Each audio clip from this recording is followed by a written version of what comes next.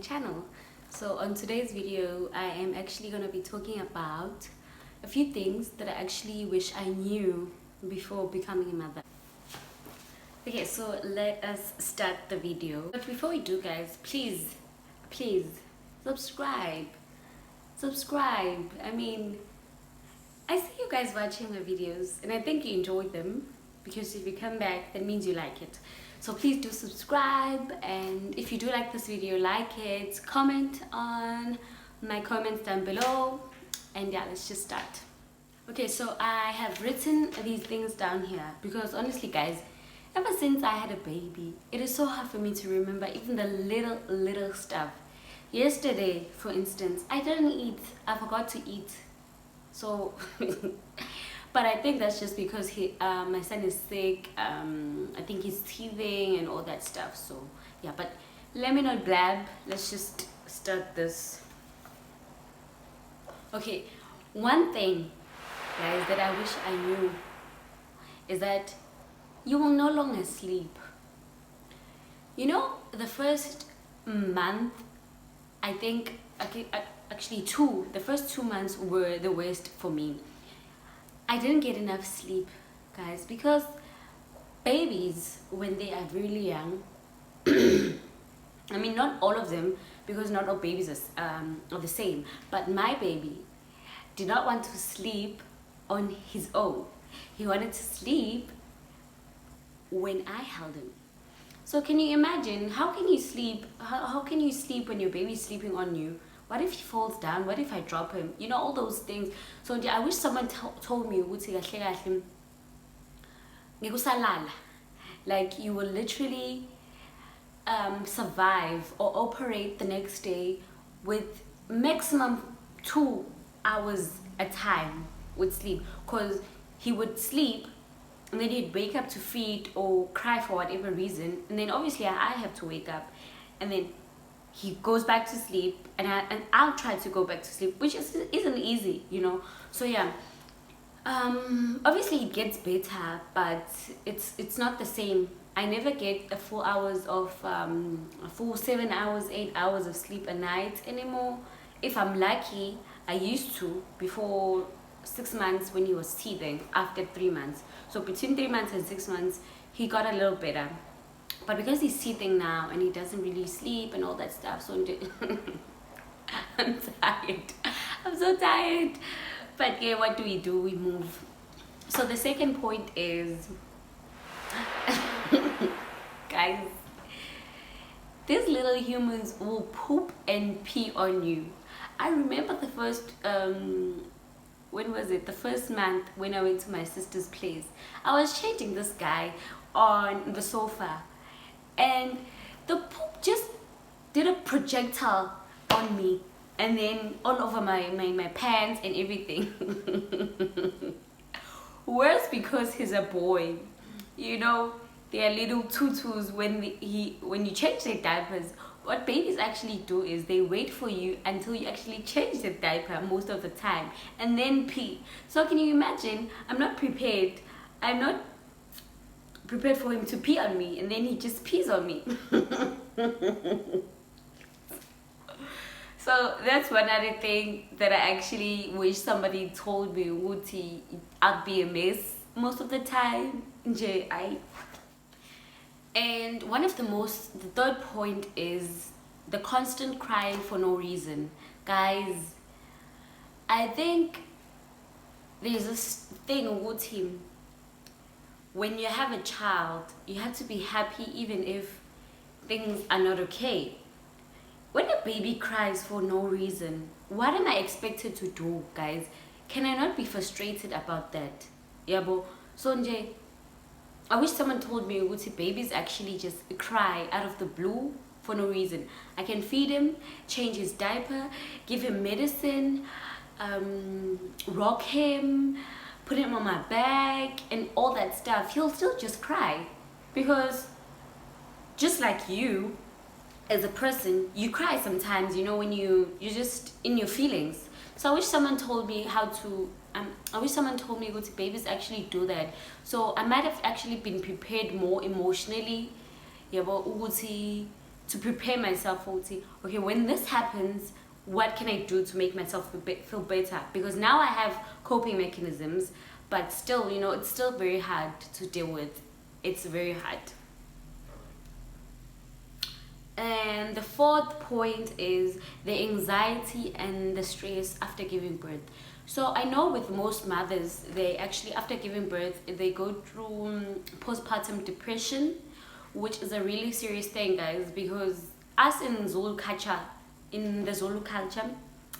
depression isn't really taken seriously. And one thing I actually learned when I gave birth, it would see there's a thing that is called a postpartum depression. A postpartum depression is actually very serious, and it could lead to longer serious problems if not dealt with.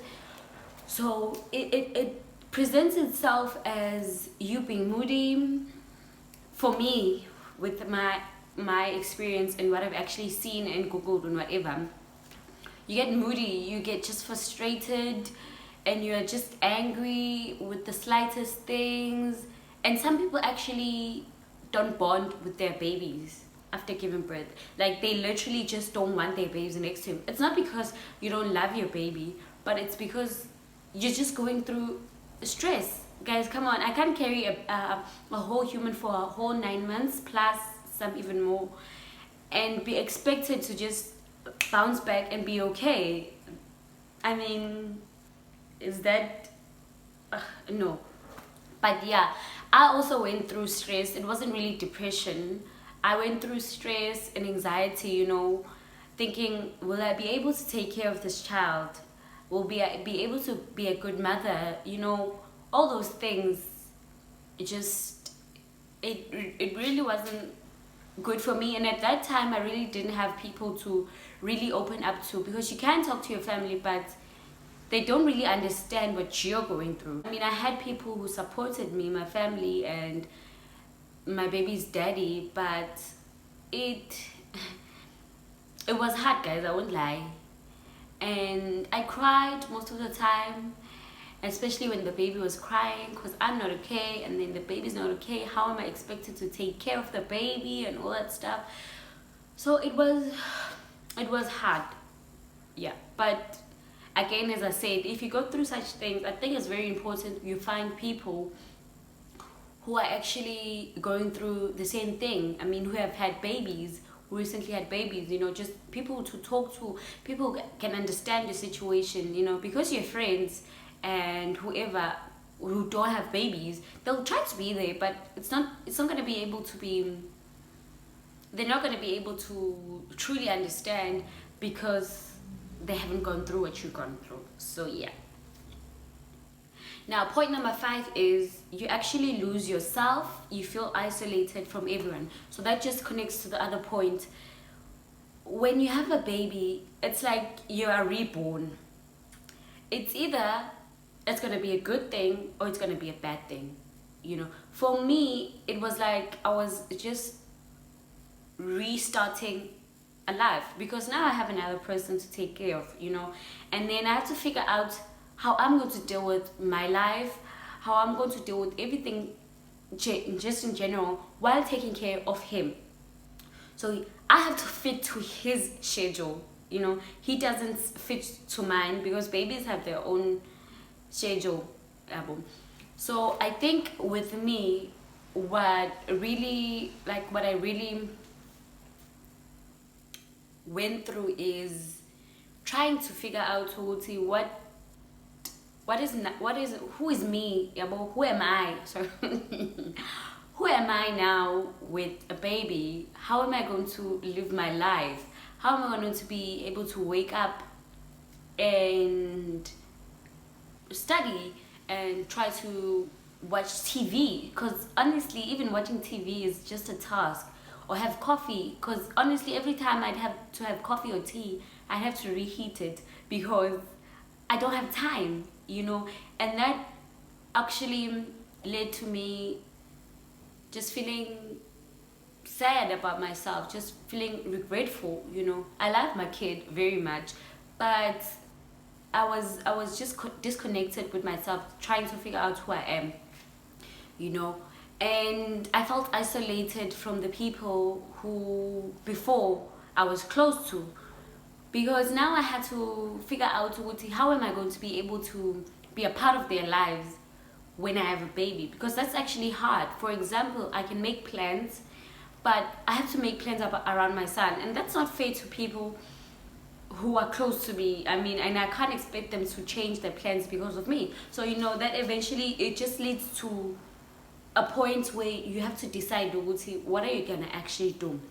So what I actually has helped me is actually exercising. I exercise now, and that is my therapy, because I can't afford therapy, guys. I can't, and I'm not sure if public hospitals have that.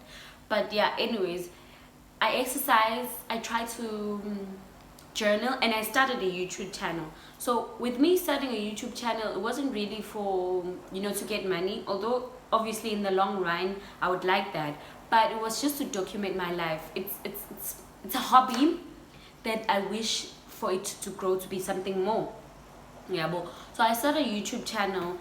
I started to try to eat more healthier and sharing my life on Instagram, on my socials, you know. That has actually helped me in a way to keep sane. I also write, you know. It's little things that, I mean, people just, and including me before, we take for granted, but when you have a baby, you just have to deal with that. So yeah. So number 6, I actually think this is what most of us experience. You'll get criticized for your choices as a young mom. Because I had a baby at 23, and the world, not just the world, abantu abamnyama, when they see ukuthi uyingane encane, yabo, you don't have an experience, obviously, with taking care of a baby. So that means you don't know anything, which is so not true. Because with me, I lost my mom before the baby was born. And everything, I literally had to learn for myself. Yeah, but even though I'd ask questions here and there from my family, but most things I actually had to learn for myself. How to take care of baby, how to bat the baby, what happens when the baby's like this, you know, and everything like that. So when people see you do stuff with your baby, they'll criticize you for doing that, or they want to comment on that and tell you how to do things, which honestly, I don't think people should do that. People should stop doing that. Unless I ask for advice, please don't come at me and tell me how to take care of my child. You know, I'm going to teach him the way I want to teach him. And obviously I will never do something that would jeopardize my baby's health. I've done the research. I've talked to my doctor, you know. I've asked health practitioners or nurse and all that stuff. So obviously you've had your baby. You've taken care of your baby. And that's good. But don't come at me and tell me how to raise my child. Yeah, boom. I'm not trying to be nasty or anything like that. It's just that it's so frustrating to have to deal with that, especially with adults, having to tell them, no, I don't want to do that, because I don't believe in that, first of all. Yeah, bo. It might have worked in your times, but I don't want to do that. Yeah, bo. So guys, I think one of the most things that you have to figure out is actually having boundaries when it comes to your baby. Yeah, bo. Obviously you're gonna need help, but people should give you space to actually learn and just figure out things on your own, because you aren't going to always be there to take care of my child. Yeah, bo. So I have to figure out my own ways and just figure out what's going to work for me and what's not going to work. Yeah, bo. So yeah, set boundaries. I think that's important in a firm but, you know, kind way. Don't be rude about it, because angazi ungagcina wenza njani guys, sekuba ngathi siyaxabana just because angifuni ukulalela your teachings when I don't believe in that. For example, lento ukuthi you should hide your baby and all that stuff before 3 months. It's what's this thing? Inkolelo. It's what people believe in, and many people do that. I'm not criticizing it, but I don't believe in that. First of all, when we go outside, say I'm the only one who's taking care of the baby. I had to go outside, I had to go to the clinic. How am I going to be able to hide the baby in the clinic when he's getting his injection, when they're taking him out to weigh him, all that kind of stuff? So I didn't believe that. I still don't believe that, and nothing happened to my baby. I think it just depends on you as a person. What do you actually believe in? Okay, another example is ukhatha. I don't know what's the name of it in isiZulu. I don't believe in ukhatha ingane if the baby is still little. Lento ukuthi if the baby is sick and all that stuff, we used to do that, and I actually done it but when the baby is young and your parents will tell you you have to spade the baby, because if you don't spade the baby will get sick, which it doesn't make sense to me, because even now in my clinic, if you go there, they actually discourage you to do that in babies because it's very harmful. Maybe if you just put water, but still I'm not comfortable with that, and I can't do something that I'm not comfortable with just because I want to make another person happy. So yeah.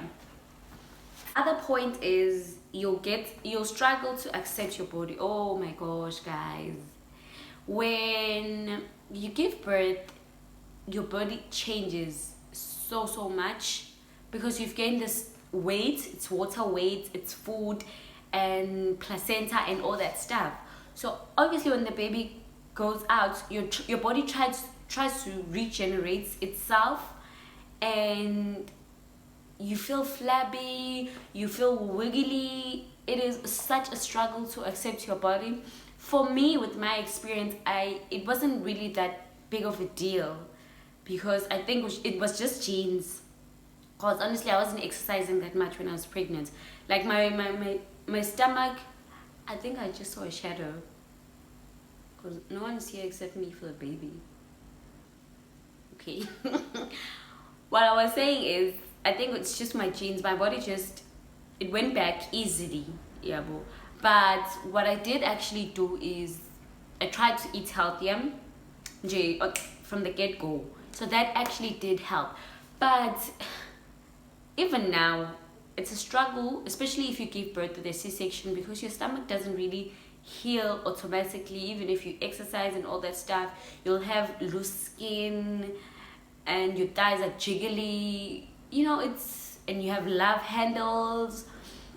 So I think that's one thing I wish people actually just told you about Tuguti. Your body changes dramatically after giving a baby, and it's not in a good way most of the time. So you have to learn to accept that. It's hard, it's a journey, but you have to learn to accept that and fall in love with your body and yourself, because you gave birth to a whole human being, to a person who cries, who speaks, who operates, and that in itself is such a huge deal.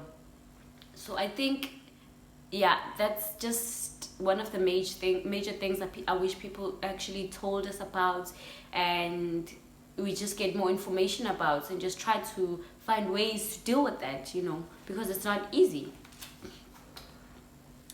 And the last point I think I'm going to talk about is your relationship with your partner if you are still together. The relationship struggles when you have a newborn baby, because now you have to concentrate on the baby.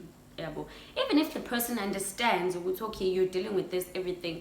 I mean, we're all human, guys. We all have feelings. So it's very hurtful to find you can't bond with your person, do stuff with your person, except taking care of the baby together, like we usually do. For example, with my boyfriend, before we had a baby, we used to go on dates.